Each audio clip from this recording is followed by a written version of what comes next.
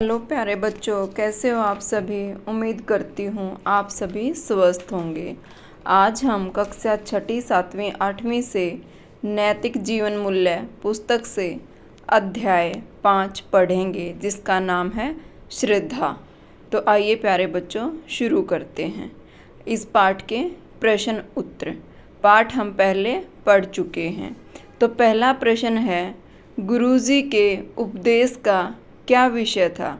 गुरुजी जो उपदेश दे रहे थे अपने शिष्यों को, उस उपदेश का क्या विषय था, अर्थात गुरुजी किस बारे में उपदेश दे रहे थे। उत्तर है, गुरुजी के उपदेश का विषय था श्रद्धा। क्या था गुरुजी के उपदेश का विषय? श्रद्धा। प्रश्न संख्या 2, ईश्वर को कैसा व्यक्ति प्रिय होता है। प्रश्न फिर से ध्यान से देखना बेटा। ईश्वर को कैसा व्यक्ति प्रिय होता है। उत्तर है, श्रद्धावान व्यक्ति ईश्वर को प्रिय होता है। कैसा व्यक्ति होता है ईश्वर को प्रिय? श्रद्धावान व्यक्ति। जो व्यक्ति श्रद्धा रखता है वह व्यक्ति ईश्वर को प्रिय होता है। अब देखिए प्रश्न संख्या 3, प्रतिदिन गीता पढ़ने वाले व्यक्ति की आंखों से आंसू क्यों बहने लगते थे।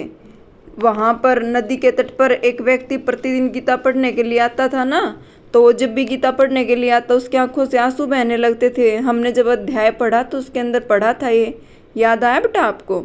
हाँ जी। तो देखिए, प्रतिदिन गीता पढ़ने वाला व्यक्ति सच्चा श्रद्धावान व्यक्ति था। कैसा व्यक्ति था? श्रद्धावान, सच्चा श्रद्धावान। गीता पढ़ने वाले व्यक्ति ने बताया कि मान्यवर, एक महात्मा ने पूछा था ना उनसे कि आप की गीता का ऐसा कौन सा विषय है, गूढ़ विषय है, जिसको पढ़कर आप इतने भावीभोर हो जाते हैं कि आपकी आंखों से आंसू बहने लगते हैं। तो उस व्यक्ति ने बताया था कि मान्यवर, मैं गीता के गूढ़ रहस्य को समझने की योग्यता नहीं रखता। मैं तो हर रोज़ इस भाव से यहाँ बैठता हूँ कि यह वही यमुना का तट है जहाँ श्री कृष्ण बांसुरी बजाया करते थे। ये वही तमाल के वृक्ष हैं। कौन से पेड़ थे वो? तमाल के पेड़, जिन पर वो लीलाएं किया करते थे।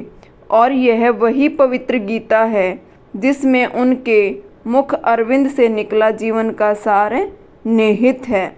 इस गीता के अंदर भगवान श्री कृष्ण ने गीता का उपदेश दिया था।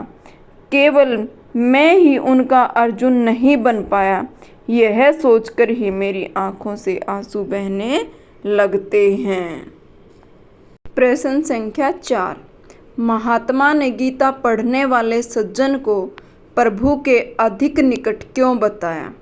तो इसका उत्तर है, महात्मा ने गीता पढ़ने वाले सज्जन की छल रहित बातें सुनकर और सच्ची श्रद्धा देखते हुए कहा कि गीता तो हमने बहुत पढ़ी है, परंतु तुम्हारे जैसा श्रद्धा भाव हमारे पास नहीं है, इसलिए तुम प्रभु के अधिक निकट हो।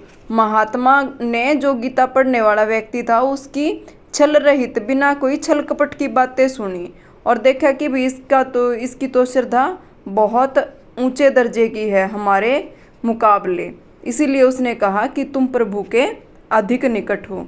सच्ची व प्रबल श्रद्धा की उत्पत्ति कैसे होती है। उत्तर प्रश्न संख्या 5 है ये, इसका उत्तर देखिए। सच्ची व प्रबल श्रद्धा की उत्पत्ति सात्विक कार्यों से होती है। हम जो अच्छे कार्य सच्चे मन से कार्य करते हैं उनसे ही सच्ची और प्रबल श्रद्धा की उत्पत्ति होती है। प्रश्न संख्या 6, किस प्रकार का आचरण व कार्य हमें सात्विकता की ओर ले जाता है।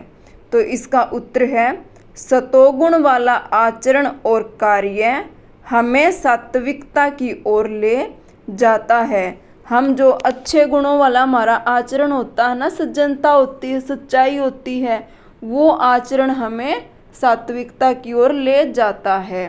प्रश्न संख्या 7, हर प्रकार की भक्ति के मूल में श्रद्धा का होना महत्वपूर्ण है। पाठ में इस बात को कौन से उदाहरण देकर स्पष्ट किया गया है कि कोई भी भक्ति है उसके मूल में, उसकी जड़ में श्रद्धा का होना महत्वपूर्ण है। ये पूछा गया है कि पाठ में कौन से उदाहरण दिए गए हैं। हमने पाठ पढ़ा था तो इसके अंदर 2 उदाहरण हमने पढ़े थे, ध्यान हो तो। कि उत्तर देखिएगा बेटा।